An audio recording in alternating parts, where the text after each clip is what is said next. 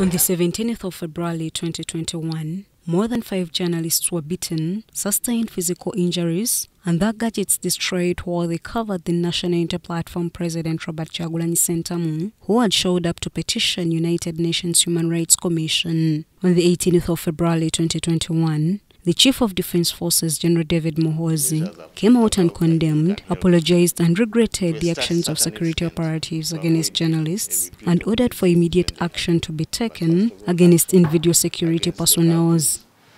2, training. 3, working out modalities of how to engage with the media. They have their obligations also. We have our own. Even when the order was respected, journalists were still dissatisfied, alleging that the convicted were known to raid people and still demanded for real victims to be arraigned for public identification and face the long arm of the law. Journalists through their counsel, Stephen Kalali, a human rights activist, have filed a case to the Court of Appeal against the Attorney General on declarations why journalists were interfered with while doing their legal work. For over the years, this is what the agents of the state have been doing. They beat up journalists in the course of their duty who are unarmed, who are not even demonstrating, who are clearly identified with their tags, and attires on.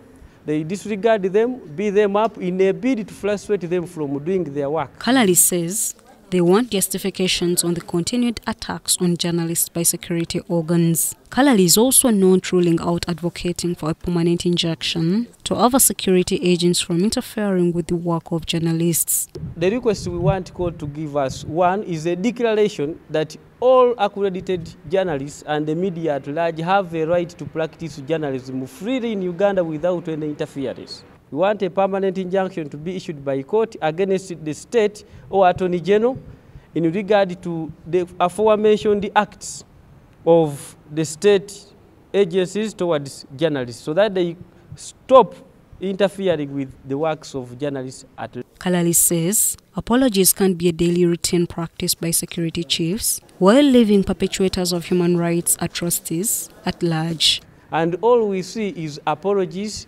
and the entire situation ends there. Apology teri enough. Twetaaga court at least eveeyoko ne declaration.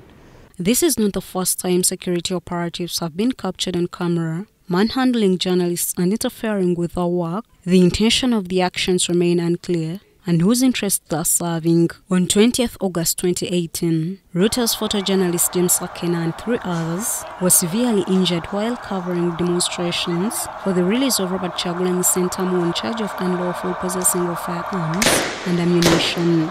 According to Article 29, Section 1A of the Constitution, it guarantees media freedom of speech and expression, which shall include freedom of press and other media. It's against this backdrop that journalists demand their right to a free press.